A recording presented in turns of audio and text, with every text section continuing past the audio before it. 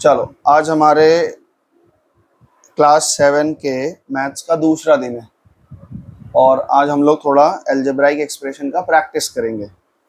तो question number 1 में ये लिख रहे हैं, फॉर्म द अलजेब्राइक एक्सप्रेशन। आपको अलजेब्राइक एक्सप्रेशन बनानी है यूजिंग वेरिएबल्स, कांस्टेंट और अरिथमेटिक ऑपरेशन को यूज करके।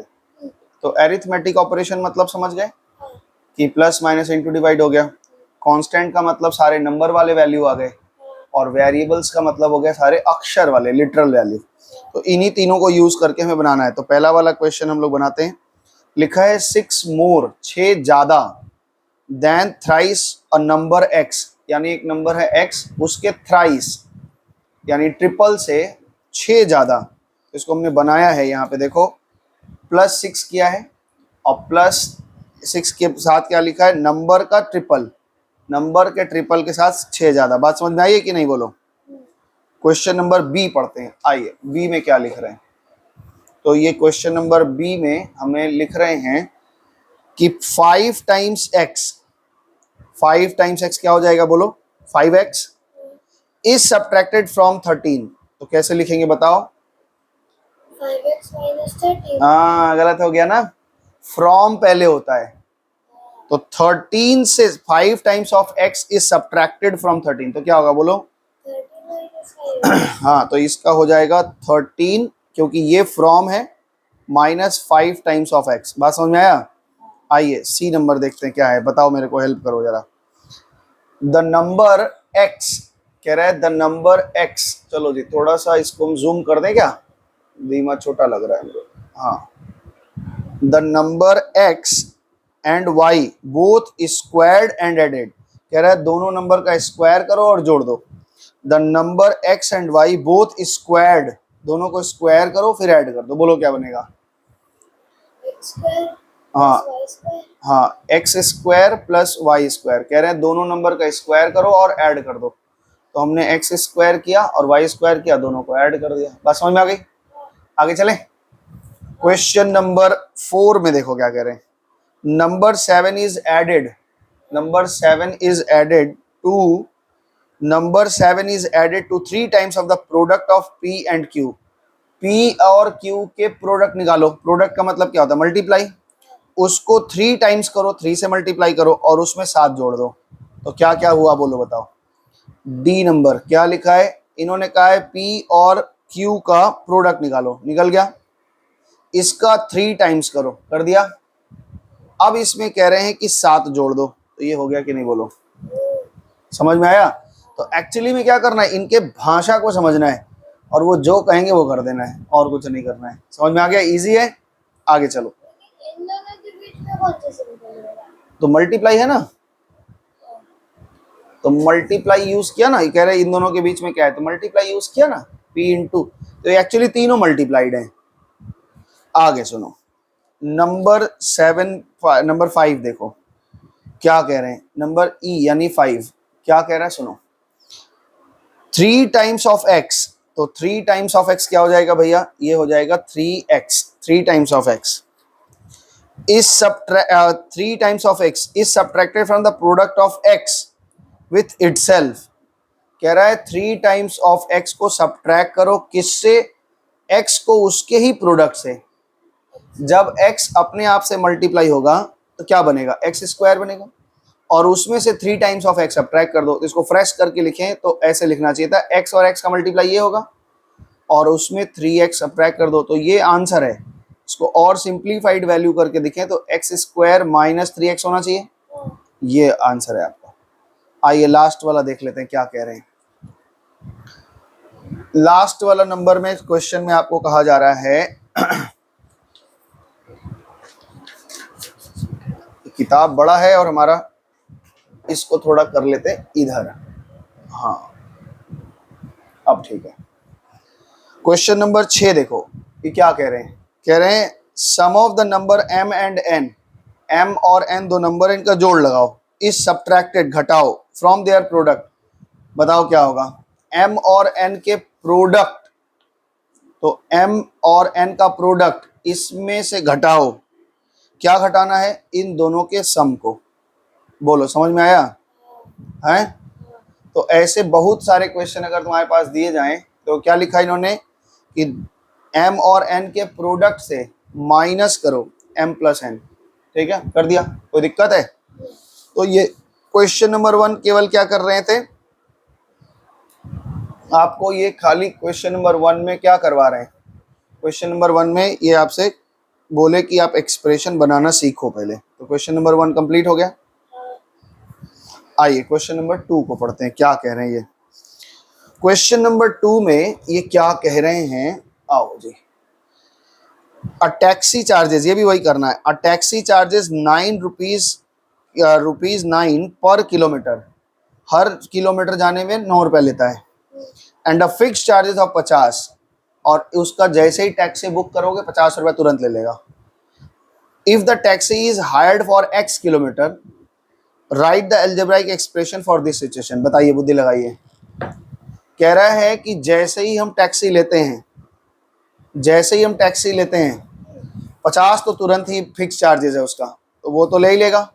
अच्छा, 1 किलोमीटर का अगर वो 9 रुपया ले रहा है तो 2 किलोमीटर का कितना हो जाएगा? 3 का। 27।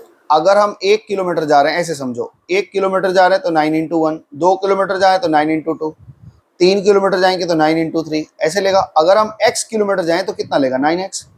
तो टोटल फेयर कितना होगा भाई? 50 रुपये तो तुम पहले ही ले लोगे, और x किलोमीटर हम और गए हैं तो क्या हो जाएगा? 9x। तो इतना टोटल भाड़ा आएगा। समझ में आया बात? हाँ, इनका एक्सप्रेशन ही तो बनाना है। क्वेश्चन समझ में आया आपको कि क्या कह रहे हैं? वो कह रहे हैं कि दिख रहा है ना, हाँ दिख तो रहा है, कि अगर ऐसे समझो, अगर हम 1 किलोमीटर जाते हैं तो 9 इंटू 9 9 रुपये लेगा, 2 किलोमीटर जाएगा तो 9 दूना 18 रुपये लेगा, 9 तिया 27 रुपये लेगा। अगर हमको यही नहीं पता है, कितना फिक्स नहीं है, तो ये कह रहा है भाई जितना भी किलोमीटर चलो, x किलोमीटर चलोगे तो x से मल्टीप्लाई कर, हम 9x रुपीज़ लेंगे, 9 के मल्टीपल में लेंगे पैसा। तो 50 तो पहले ही ले लेगा, मीटर डाउन करते ही। मीटर डाउन, गाना सुने हो मीटर डाउन? आज सुन लेना, मीटर डाउन। तो 50 रुपया तो मीटर डाउन पे ही ले लेगा, और जितने किलोमीटर जाओगे 9 के मल्टीप्लाई करके वो ले लेगा। तो टोटल आपका भाड़ा कितना बन जाएगा? इतना बनेगा। क्वेश्चन समझ में आया आपको? इजी है। तो इस तरह के क्वेश्चन अगर आपके आएंगे तो आपको वहाँ पे बनाना पड़ेगा। अब ये कहाँ से और सवाल मिलेगा प्रैक्टिस करने के लिए? एग्जाम्पल देख लेना, चैप्टर टेस्ट देख लेना, उसमें से हो सकता है। तो ये उनकी भाषा समझनी होगी। समझ में आया? वो जैसे भाषा में कहेंगे वैसे हमें कर लेना है। आगे बढ़े, चलो क्वेश्चन नंबर 3 में आते हैं अपने। अब ये देखो question number 3, write down the algebraic expression whose terms are. कह रहे हैं ये 3 टर्म्स हैं, इनके एल्जेब्राइक एक्सप्रेशन क्या बनेंगे? सिंपल है, जोड़ दो, और क्या। मेरे पास 3 टर्म्स हैं, एक 5a है, एक -3b है, और एक c है। इनका एल्जेब्राइक एक्सप्रेशन क्या बनेगा? सिंपल है, 5a -3b प्लस c हो गया। यही 3 टर्म बनेंगे ना। बोलो समझ में आया कि नहीं? नहीं समझ में आया तो फिर पूछ लेना। भाई हम लोग गड़बड़ा दे रहे हैं, हमको यहाँ लिखना पड़ेगा। चलो दिख रहा है अब? हाँ चलो आगे चलें। क्वेश्चन नंबर 2, ये कह रहे हैं कि एक्स स्क्वायर, सवाल दिख रहा है आपको? बड़ा झंझटा हो गया आज। क्या लिखा है एक्सप्रेशन में? एक्स स्क्वायर -5x और 6 यूज करके आपको एक टर्म बनाना है। बताइए, एक एक्सप्रेशन बनाना है, कैसे बनेगा बताओ? x square हाँ minus 5x हाँ। plus 6 अच्छा बताओ, इसमें कितने टर्म हैं? पिछले दिन बताया था, कितने टर्म्स हैं इस एक्सप्रेशन में? कितने टर्म्स हैं? 3। हाँ, क्योंकि वो 3 टर्म तो दिया ही था शुरू में, और हमने ये भी सीखा है कि प्लस माइनस से टर्म बदलते हैं, तो ये 3 टर्म हैं। बात समझ में आया? क्वेश्चन नंबर 3 आप बनाएंगे, हम छोड़ दे रहे हैं, ठीक है। क्वेश्चन नंबर 4 जो नहीं बनेगा तो फिर पूछ ले, लेकिन फेयर कॉपी एक बना लेना, आज बता दें, एक मोटा कॉपी फेयर बना लेंगे, पापा से बोल के दिला देना और बनाना। आइए क्वेश्चन नंबर 4 पढ़ते हैं, क्या कह रहे हैं। क्वेश्चन नंबर 4 में ये लिख रहे हैं कि भाई साहब राइट ऑल द टर्म्स, सारे टर्म्स लिखने हैं, of each of the following expression. यानी ये आपको एक्सप्रेशन देंगे और आपको टर्म्स लिखने हैं। तो हम 2 नंबर और 3 नंबर करवाएंगे, 1 नंबर बहुत इजी है, आप कर लेंगे। तो 2 नंबर में क्या लिखा है टर्म्स में? इन्होंने क्वेश्चन नंबर 4 के 2 में क्या लिखा है? 2 माइनस, लिखा है 2 माइनस 5a प्लस 3/2b। अब इसमें आपको टर्म्स पता लगाने हैं, कौन कौन से टर्म्स हैं। तो हम क्या सिखाए थे, प्लस माइनस से टर्म बदलता है। तो पहला टर्म क्या हो गया 2, दूसरा टर्म क्या बनेगा 5 -5 है, साइन नहीं छोड़ोगे, और तीसरा क्या बन जाएगा 3/2 3b/2 या 3/2b, एक ही मतलब है, क्योंकि ये b मतलब ऊपर ही होता है। समझ में आ गया। एक क्वेश्चन और लिख लेते हैं इसका, क्वेश्चन नंबर 3 बनाते हैं। क्वेश्चन नंबर 3 में लिख रहे हैं 3x पावर 5, ध्यान से देखो, लिख रहे हैं 3, दिख रहा है आपको, हाँ, 3x power 5 plus 4x cube minus 7xy² और प्लस 3। अब ये बताइए इसमें कितने टर्म है, सबसे पहले तो ये बताओ कितने टर्म है। 1 2 3 4। 4, कौन कौन से हैं बताओ। 3x to the power 5, ये पहला टर्म हो गया, ठीक है। दूसरा दूसरा 5x 4x क्यूब, और तीसरा हो गया माइनस 7xy², और चौथा हो गया 3। तो ये 4 टर्म्स हो गए। समझ में आया कि नहीं, बोलो। तो क्वेश्चन नंबर 4 आपका हो गया। आगे बढ़े हैं जी, आगे बढ़ा जाए। नंबर 4 क्वेश्चन हमारा हो गया। नंबर 5 क्या करना है, आइडेंटिफाई द टर्म्स। पहले टर्म्स पता करना है, तो 2 टर्म्स कौन कौन से ये पता करना है, and their factor in the algebraic expression given below, और उसके क्या क्या फैक्टर हैं। फैक्टर मतलब वो किससे बना है। जैसे एक सिंपल सा देखो, क्वेश्चन नंबर 5 में 1 में लिखा है कि पहले तो आप ये एक्सप्रेशन दिया हुआ है, ठीक है। पेन गिरा दिए थे क्या जमीन में, हैं, ठीक चल नहीं रहा है। सुनो, इधर छोड़ो, इधर ध्यान दो। तो इसका यहाँ पे ये है कि ये 2 टर्म्स हैं, तो पहले तो टर्म्स पहचानो। वो कह रहे हैं टर्म्स पहचानो, तो पहला टर्म 4x हो गया और दूसरा टर्म 5y हो गया, बोलो हाँ। अब ये कह रहे हैं इस टर्म्स के फैक्टर निकालो। तो फैक्टर मतलब ये किससे किससे बना है। तो एक तो -4 है और एक x है, और ये क्या है 5 है और y है। तो ये तो आपके हो गए टर्म, और ये भी हो गया आपका टर्म, और टर्म से हमने पता लगा लिया उसके फैक्टर्स। तो ये जो निकला इसको क्या कहते हैं, फैक्टर्स। फैक्टर्स को हिंदी में क्या कहते हैं, फैक्टर्स को हिंदी में कहते हैं गुणनखंड। क्या बोलते हैं, तो फैक्टर को हिंदी में कहते हैं, फैक्टर को हिंदी में कहते हैं गुणनखंड। गुणनखंड, इसका मतलब ये हो गया कि इस गुणा, एक तो पार्ट कह रहे हैं गुणा, किससे किससे गुणा है, और उसका खंड माने टुकड़ा। तो गुणा, इन दोनों मल्टीप्लाई तो हैं आपस में, तो इनको अलग अलग कर लिया हमने, गुणनखंड कर दिया। बात समझ में आ गई। ऐसे ही तुम सबका कर सकते हो। एक और देख लो, क्वेश्चन नंबर 2 का इन्होंने लिखा है xy प्लस 2x² y², है जी। तो इसको पहले तो 2 फैक्टर क्या क्या आ गए, xy आ गए, और यहाँ पे क्या हो गया 2x² y² हो गया। तो इसका अगर हम फैक्टर तोड़ें, फैक्टर दिखाना है, तो x और y 2 फैक्टर हैं, और इसमें क्या क्या फैक्टर हैं, इसमें देखो पहले तो 3 फैक्टर हैं। तो क्या है 2 है, x² है, y² है। फिर ये x भी तो टूट रहा है, हाँ, और ये y भी तो टूट रहा है। तो इसके क्या क्या फैक्टर हो गए, 2 हो गया, x हो गया, x हो गया, y हो गया और y हो गया। बात समझ में आई है। तो आइए क्वेश्चन नंबर 5 का आपको आंसर दिखाएं। हमने जो लिखा है वही आया होगा आपको, दिख रहा है आपको। इसी को ट्री भी बोलते हैं, बताया था ना उस दिन।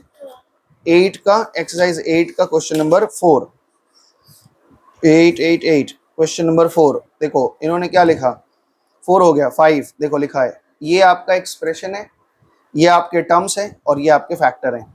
ये आपका एक्सप्रेशन है, ये आपके टर्म्स हैं, और ये आपके फैक्टर हैं। हमने ट्री बना के दिखाया, इन्होंने ऐसा दिखा दिया, बात एक ही हो गई। क्वेश्चन नंबर 6 भी ट्री ही है, यानी तुमको आ गया समझ में, है ना। तो इसको कैसे बनाओगे क्वेश्चन नंबर 5 को, पहले एक चार्ट बना लेना, पहले एक चार्ट बनाना, लिखना एक्सप्रेशन, ठीक है ना, जो आपको गिवन रहेगा वो यहाँ लिख देना। फिर यहाँ पे लिख लेना टर्म्स, कौन कौन से टर्म्स हैं वो यहाँ लिख देना, इसमें कितने टर्म्स होंगे वो लिख देना, और यहाँ पे क्या लिख लेना फैक्टर्स, और यहाँ पे जो जो फैक्टर रहेंगे वो लिख देना, ठीक है। इस टर्म्स का क्या क्या फैक्टर होगा, इस टर्म्स का क्या क्या फैक्टर होगा, ऐसे लिख देना। चलें आगे। तो क्वेश्चन नंबर आइए 6 में, चलें। क्वेश्चन नंबर 6 में क्या है, आओ पढ़ा जाए।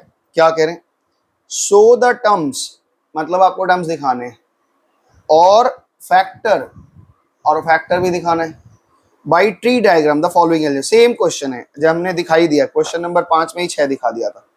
तो जैसे ये वाला क्वेश्चन अगर हम पकड़ें 6 का लास्ट, क्योंकि हम हार्ड तुमको दिखा दे रहे हैं, -ab + 2b square -3a square, ये इनका एक्सप्रेशन है। और हमने क्या करना है इसको, क्या करना है, दिखाना है कि कौन कौन से टर्म है। तो पहले तो -ab एक टर्म हो गया, और 2b स्क्वायर एक टर्म हो गया, और -3a स्क्वायर एक टर्म हो गया। इसमें कांस्टेंट वैल्यू आपको ट्री में दिख रही है, इसमें 3 चीजें हैं दिख रही हैं। क्या क्या दिख रही हैं, एक तो -1 दिख रहा है कि नहीं, कुछ नंबर नहीं है मतलब 1 है, और a है और b है। माइनस का लिखना जरूरी है? जी बिल्कुल लिखना जरूरी है। और इसमें कितने फैक्टर आ रहे हैं, इसमें आपके 2 ही फैक्टर आ रहे हैं। मान लो एक 2 आ रहा है, एक b स्क्वायर आ रहा है। b स्क्वायर फिर टूट जाएगा b इंटू बी में। यहाँ पे क्या फैक्टर आएगा बताओ, एक तो -3 आएगा और एक a स्क्वायर आएगा, और a स्क्वायर फिर टूट जाएगा a इंटू a में। बात समझ में आ गई कि नहीं, बोलो। तो यहाँ पे तो -1 लिखना जरूरी कहाँ बच्चा, ये तो 3 है तो 3 लिखेंगे ना। जब कुछ नहीं रहता तो 1 होता है। कहीं पर अगर a लिखा है तो इसका मतलब होता है कि ये 1a है। समझ में ना। अगर अब कोई तुमसे कहे हमें 1000 रुपए दो, तो कितना दोगे उसको, हम नॉर्मली 1,000 देंगे। 1000 रुपए दीजिए, तो 1000 रुपए मतलब 1000। लेकिन अगर हम ये कहें 5000, तब 5 लगा दे, तब तो 5000 देना पड़ेगा। तो कहीं अलजेब्रा में केवल a लिखा है तो इसका मतलब एक ही a होता है ना। अगर हम 5a लिख दिए तब तो 5a हो गया, लेकिन अगर हमने कहीं a लिख रखा है तो समझ में आया मेरा बात। हाँ जी, आगे बढ़े। हाँ जी आगे बढ़े। तो आइए आगे बढ़ते हैं। क्वेश्चन नंबर 6 का एक और क्वेश्चन कर लेते हैं, क्वेश्चन नंबर 3 कर लेते हैं, ठीक है। क्वेश्चन नंबर में 3 में क्या लिख रहे हैं, 5x स्क्वायर, सॉरी 5, यहाँ पे लिख रहे हैं 5xy स्क्वायर, और उसके बाद +7x square Y +7x square Y. तो पहले इसमें 2 फैक्टर हो गए, अरे 2 टर्म्स हो गए। कौन कौन से हो गए, 5xy स्क्वायर और 7x स्क्वायर वाई हुआ। अब इसके फैक्टर में क्या क्या आएगा, इसके में 3 फैक्टर हमको दिख ही रहा है। एक तो 5 हो गया, दूसरा x हो गया, अब y स्क्वायर भी टूट जाएगा। किसमें y और y में। और यहाँ पे क्या क्या होगा बताओ, यहाँ पे भी 3 दिख रहे हैं, 1 2 और ये 3। एक तो 7 दिख रहा है और दूसरा x स्क्वायर दिख रहा है, तीसरा y। x स्क्वायर फिर टूट जाएगा x और x में। आई होप समझ में आ गया होगा, इजी है, कोई दिक्कत तो नहीं, बस हो गया। आगे 6 नंबर क्वेश्चन हो गया। क्वेश्चन नंबर 7 पढ़ेंगे। क्वेश्चन नंबर 7 में क्या चीज है देखो, क्वेश्चन नंबर 7 बहुत इजी है। क्वेश्चन नंबर 7 में क्या कहा जा रहा है, right down the numerical coefficient of each of the following. सबसे पहले हम समझेंगे क्या मांग रहे हैं। क्वेश्चन नंबर 7 में पहला क्वेश्चन उतार रहे हैं -7x। Find right down the numerical coefficient of each of the following. Numerical coefficient बताओ, इसमें न्यूमेरिकल कोएफिशिएंट क्या है। कोएफिशिएंट का मतलब क्या होता है, कोएफिशिएंट का मतलब होता है गुणांक, ठीक है, यानी कि गुणा यानी मल्टीप्लाई और अंक और डिजिट। तो न्यूमेरिकल कोएफिशिएंट क्या है, -7 है कि नहीं, और लिटरल कोएफिशिएंट क्या है, x है। तो यहाँ पे न्यूमेरिकल ऐसे लिख देना भाई, आपने जो पूछा है न्यूमेरिकल कोफिशिएंट, कोफिशिएंट का मतलब हो गया आपका 7, -7, साइन नहीं छोड़ना, ठीक है। दिखा आपको, आओ दिखाते हैं जी। क्वेश्चन नंबर ये कितना है हमारा, 7। क्वेश्चन नंबर कितना है ये, एक्सरसाइज कौन सा है, हाँ ये देखो क्वेश्चन नंबर 7 का क्वेश्चन आंसर नंबर 1। तो ऐसे सारे न्यूमेरिकल कोफिशिएंट निकालना है, निकाल लोगे, नंबर खाली अलग कर लेना है। तो यहाँ पे देखो ये क्या हो जाएगा, -7 हो जाएगा। यहाँ पे क्या होगा, यहाँ पे क्या होगा, लिटरल को ध्यान ही नहीं देना है, वो कह रहे हैं न्यूमेरिकल कोफिशिएंट निकाल के दिखाओ, न्यूमेरिकल कोफिशिएंट बताइए। यहाँ पे कितना होगा, यहाँ पे कितना होगा, हाँ अच्छा यहाँ आ जाओ। क्वेश्चन नंबर 8 में right down the coefficient of x, x का कोफिशिएंट निकालना है। कोफिशिएंट ऑफ एक्स का मतलब एक्स का कोफिशिएंट। आइए ये बढ़िया चीज है, समझो ध्यान से। क्वेश्चन नंबर 8 क्या कह रहे हैं, क्वेश्चन इन्होंने लिखा है -4bx। इन्होंने कहा x का कोएफिशिएंट दिखाओ, मतलब x में किससे मल्टीप्लाइड है। तो बताइए कोएफिशिएंट ऑफ x क्या लिखेंगे, कोएफिशिएंट ऑफ x हम क्या लिखेंगे पता है, बताओ। x को छोड़कर और क्या क्या है यहाँ पे,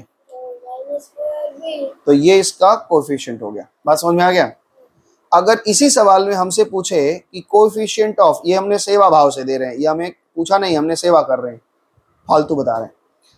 अब इसी में हमसे अगर पूछता कि भाई ये बताओ कोएफिशिएंट ऑफ b क्या होगा, तब आप क्या बोलते हैं, -4x।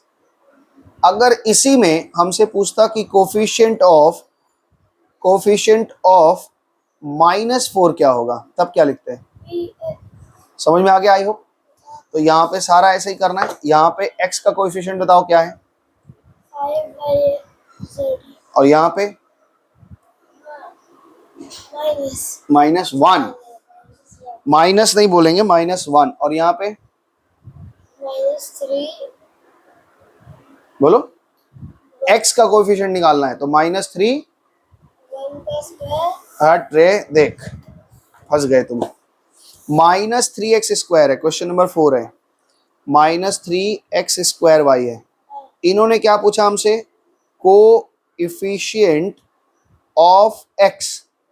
तो भाई x को छोड़ो तो क्या बच रहा है, -3 बच रहे हैं। 2 ठो x है, एक x निकाल लियो तो एक x तो बचा ही होगा। ओह माय गॉड्स, क्या क्या हो जाता है मेरे साथ, धोखा। और ये y बचा हुआ है, समझ में नहीं आया।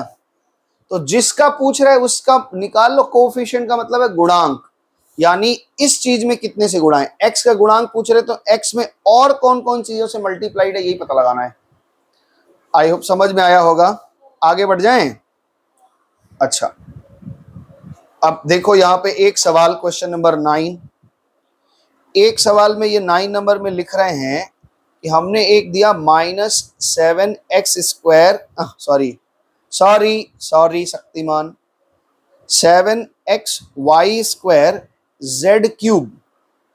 अब इसमें ये कई प्रश्न पूछेंगे, जो पूछेंगे वो बताना। इन्होंने पूछा है कोएफिशिएंट ऑफ 7x क्या होगा, वो तुम हमको जवाब दोगे।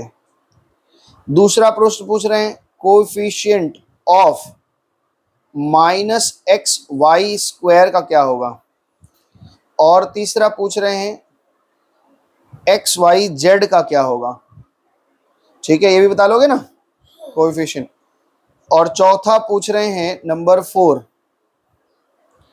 किस कोएफिशिएंट ऑफ 7yz² क्या होगा। चलो लग जाओ काम पे, बताओ भाई 7x का कोएफिशिएंट क्या होगा। 7 हटा लेना है, x हटा लेना, तो क्या बच रहा है, माइनस पहले बच रहा है। साइन तुम छोड़ देते हो हमेशा, माइनस फिर आगे -1 हाँ 1 को लिखना ही नहीं है। 1 क्या लिखना है, हमसे फैक्टर थोड़ी ना पूछा है कि हम 1 बताएंगे। यहाँ क्या बचा, y² और z³। बोलो ठीक है। अब इसमें देखो माइनस छूट गया तो 7 बचा, तो 7 लिख लें। x निकल चुका है, y² निकल दे तो z³ हो जाएगा। यहाँ xyz है तो -7 बच गया, x निकल चुका है, y 1 निकल गया तो y 1 बच गया, और z 3 था, 1 निकल गया तो 2 बचा हुआ है कि नहीं बोलो। और यहाँ पे माइनस नहीं निकला तो माइनस हो जाएगा, है समझ रहे हो ना।